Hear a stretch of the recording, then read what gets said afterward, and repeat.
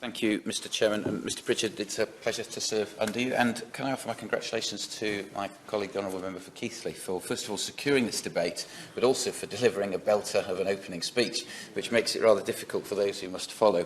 But thank you for that.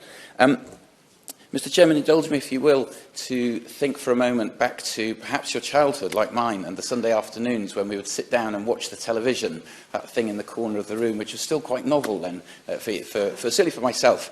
And I used to watch the cowboy films with my dad, and there was something that happened in those films, and I put this as a question to people here today to consider while I speak, so if you lose interest in what I'm saying, you might still try and answer this question in your mind. And that was, when the bad guys rode into town, shot up the town and robbed the bank, what was the first thing that happened after that? What was the response to that?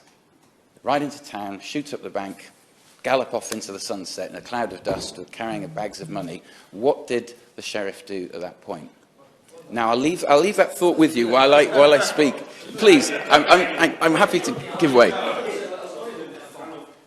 Then accepted old cowboy and Indian type movies. Obviously we got a posse together and we rode out into the desert and hunted down those bad guys. And then the following week, they came back. The Honourable Member makes an interesting suggestion, which I will return to later in my speech. It would be remiss of me to give the great reveal now. I have the very great privilege of representing a beautiful part of the world, Aberconwy in North Wales. 2/3 of the constituency lies within Snowdonia. And the rest of it's on the coast. We have the walled medieval town of Conwy. We have Llandudno, as many of you will probably know, is the largest resort in Wales. And it's a beautiful place to be.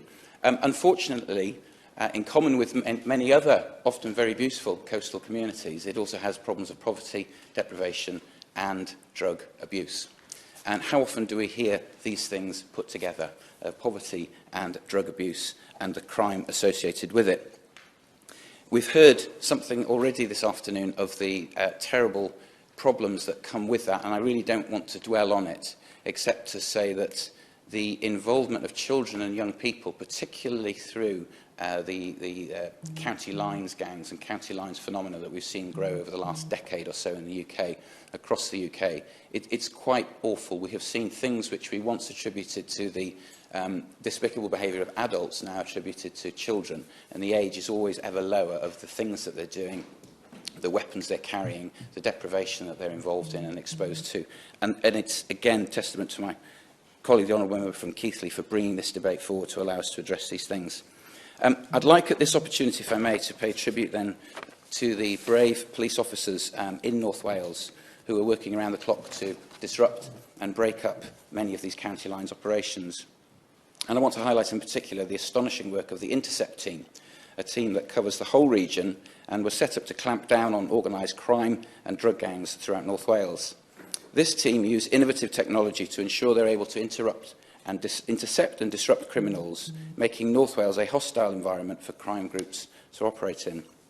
Since their inception in February 2020, they've recovered controlled drugs, tens of thousands of pounds in cash, mobile phones and weapons such as knives, tasers and worse, and have made hundreds of proactive arrests. In March of this year alone, they made 16 arrests for a range of offences and seized over 100 wraps of Class A drugs, 40 bags of Class B drugs and £5,000 in cash. The officers carrying out warrants, stopped vehicles and made arrests linked to possession of controlled drugs, drink and drug driving and other driving offences. It takes real courage and dedication to deliver this kind of performance, and the protection of the public is invaluable. And frankly, they're a credit to the communities that they serve in North Wales. And I dare say members around this room can speak the same of forces operating in their area. But what I would like to move on to, if I may, is to stress the importance of the community and community groups in dealing with this. As I suggested, and as the Honourable Member in his place, suggested, the first action of the Sheriff was actually to raise a posse. And the key point I would make in that is that what happened was the community had not lost ownership of the problem. You know, we live in a society, a Western civilization, where we have atomised. We're very individualist in our approach. We've become very transactional in our relationships. And as a result, we tend to say that's their job. How often have we spoken in perhaps debates about litter, where we've heard somebody say, I'm not picking up that piece of litter because it would cost someone their job, someone is paid to do that. There's a very strange tension in our society, which means that we start to have this very dissociated view of each other and the different things that happen. And yet, in that lesson of the posse, the town, even though they hired the sheriff, paid the sheriff and deputies, they still had a responsibility. And I'd like to just highlight that in a couple of comments, if I may, in thinking about poverty. Because, as I say, poverty and drugs, they exist in a kind of almost a death spiral. The two of them locked together. What comes first? Cause and effect. Very often they are a cause, but also equally those who are locked into poverty are preyed upon by criminal gangs. And the Centre for Social Justice, some years ago now, produced some very thought-provoking work where they talked about pathways to poverty, and one of those was drug abuse. They talked about other things, educational failure, family breakdown and others, but one in particular was to do with drug abuse. And that idea of pathways, I think, is quite helpful, because we can see that, again, as the Honourable Member has mentioned in an earlier intervention, there is an entry point to these pathways sometimes through very socially acceptable ways. Alcohol, a socially acceptable drug, if you like, and yet it can become an entry point into harder drug abuse. Likewise, prescription medications can be, and we shouldn't be ignorant to that or imagine that problems with illicit drugs exist in isolation.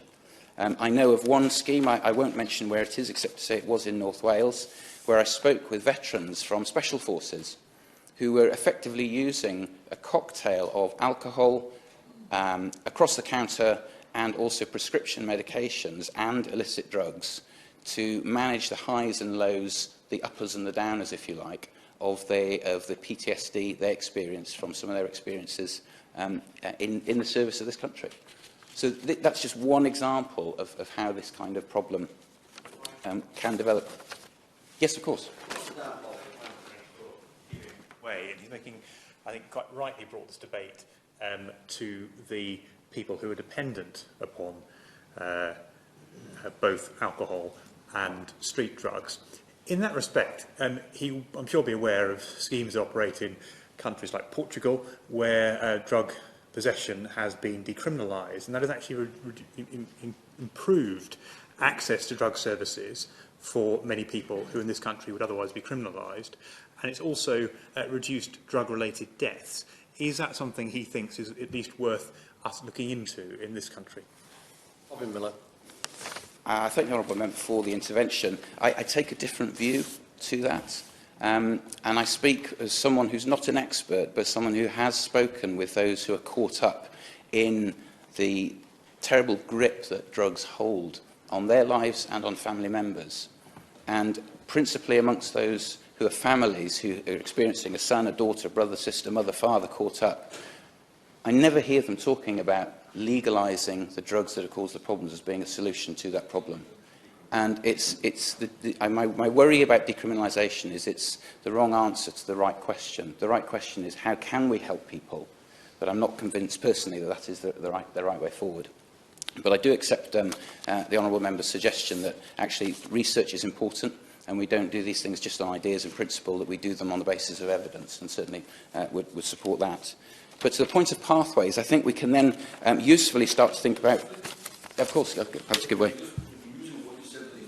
Men and women who are serving our armed forces have come back to this country and are now self-medicating for their PTSD. Do you think they deserve a criminal record for possession of drugs for their own personal use? The Honourable Member makes an interesting point. It's perhaps not the debate for us to get into some of that. I would make the point, though, that some of the services available to veterans actually preclude some of those who need it the most. So there are some services, for example, in receipt of large amounts of public monies, who will not serve those or will not treat those who have a criminal record. And those are very often the ones who are furthest from help, who need the help the most. So we must be very careful on that. But he raises a worthwhile point, and I'm sure that will be explored on another day in another debate. But on the subject of interrupting pathways, how often have we heard that young people, I think we've heard at least one example this afternoon, of how often have we heard that young people are attracted into a lifestyle which offers them easy money, luxury goods, because they can't see another way in their community to achieve that. How often have we heard them say, and again I'm mindful of a report published by the Centre for Social Justice about membership of gangs, and the title of that was Dying to Belong.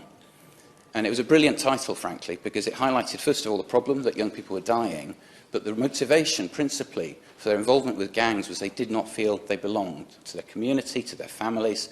So these are real problems which we can interrupt on that pathway into it.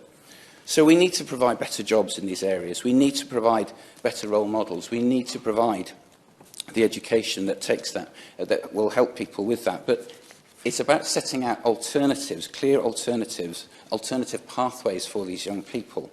And I would add to that very strongly the point of we mustn't flinch from saying as well the love of a family and parents. We all know what family means to each of us, and I don't refer to some Victorian idea of it. We all know, if I asked anybody in this room, who is your family, you would know who that was. It might look different for each one of us, but we would know. And we would also know that we bear the imprint, for good or for bad, of that family for the rest of our lives. So we must find a way of grappling that and saying, how do we help the family around these young people to keep them off those pathways? This point about aspiration and hope, I think, is essential because, and this I must mention briefly, the work the government is doing with its Levelling Up funds, that idea that talent is spread everywhere, but opportunity is not. And if the funds can do one thing and deliver opportunity in areas so that, again, young people do not see as their only opportunity forward towards a Mercedes or a flash car or a better phone or nicer trainers or whatever it is, that they can see opportunity and they can build in their mind an aspiration which is positive, which is constructive, and which doesn't lead them into the embrace of these gangs, then that is a good thing. So I would urge then, in closing, I would urge the Minister, if I could, to think on this issue of supply and demand and how often our efforts in dealing with drugs are on shutting down the supply and are on the enforcement end, and that's absolutely vital.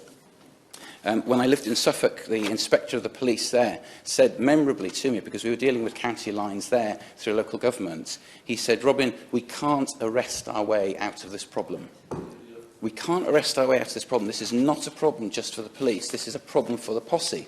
This is a problem for the communities. And what we did in Newmarket, as it was in Suffolk, was we recognised that communities owning the spaces which these gangs would occupy, these communities being aware of what the problems were, spotting the signs in their young people and acting then early in the pathway were as important as the CCTV, as important as the PCSOs who were on the beat in the town. And that's the point, is that we must work on these things together. We must not delegate or just assume that the state, the police can handle these things. But in doing so, we must make sure that we provide the resources into those community groups which can often reach further, can reach farther into the communities to help those who need it the most to furthest from our services. Thank you, Mr. Chairman.